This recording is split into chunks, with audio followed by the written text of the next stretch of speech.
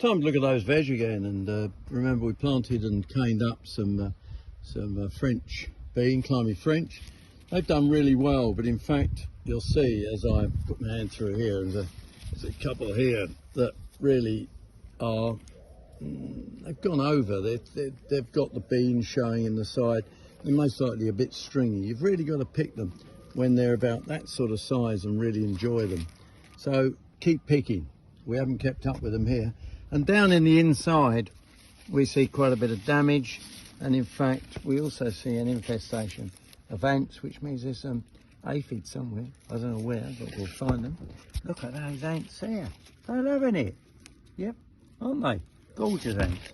Anyway, that's the French beans. They're doing quite well.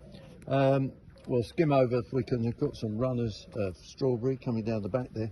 And we move swiftly on to the runner bean, which again, grown on too smaller scale this year.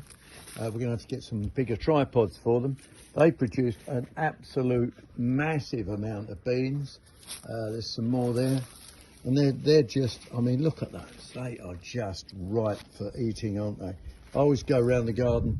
I'm one of these people who actually pick at them continuously. They really are massive. There are so many rudder beans in here. In between, I planted a real mix of tomatoes, and you can see there's plum varieties over here. We've been picking these right through the season.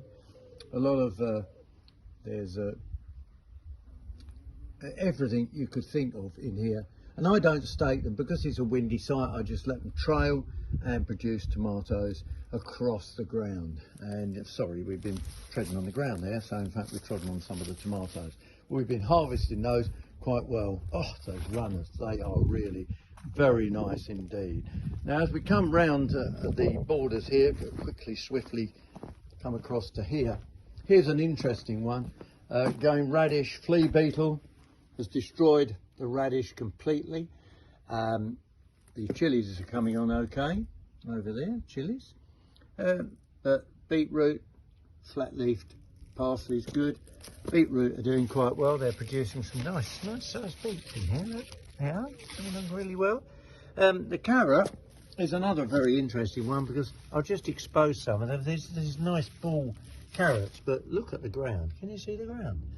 It's been mounded up into a great mound, and in fact it's absolutely covered in ants, and for some reason they've gone right along the row of carrot. Quite interesting. Cross size there. Quite interesting. Radish again, a bit more flea beetle. Another row of lettuce as the old ones are starting to go to seed and fall apart. And as we come round, here's another interesting spot here, because here was a row of the red French bean. Look at that. Slugs have enjoyed it, either that or rabbits, one or the other. Anyway, we're going to sow some more. We always give it a try, see what happens. Bit of white Lisbon, spring onion in there, an old red cabbage we might use for coleslaw. And if I quickly walk across to the other section of the veg garden here, and we come across the courgette here, which has done very well indeed. Some good courgettes coming. There's some in the crown here, looking really good. And we've been harvesting those. We've had dozens and dozens of these, and they're still flowering and still producing. But as you can see, a bit of powdery mildew on the leaf always comes when you've got dry weather. So although people think mildew is formed by wet, no, dry weather. Here we have, yes, you guessed it, this was broccoli, destroyed again, bit of flea beetle and different things have attacked that. But behind it, some more French bean. We like to keep pushing bean in, and who knows how long autumn will be this year. It could be a long autumn. Our veg garden's a bit wild. There's some raspberries turned up here. I suppose we ought to get rid of them really. We're coming round. There's that famous apricot tree with its lovely big stems. Still needs some of the new shoots nipped back so that we get nice shoots ready for next year for our apricots. So there's an update on the veg plot.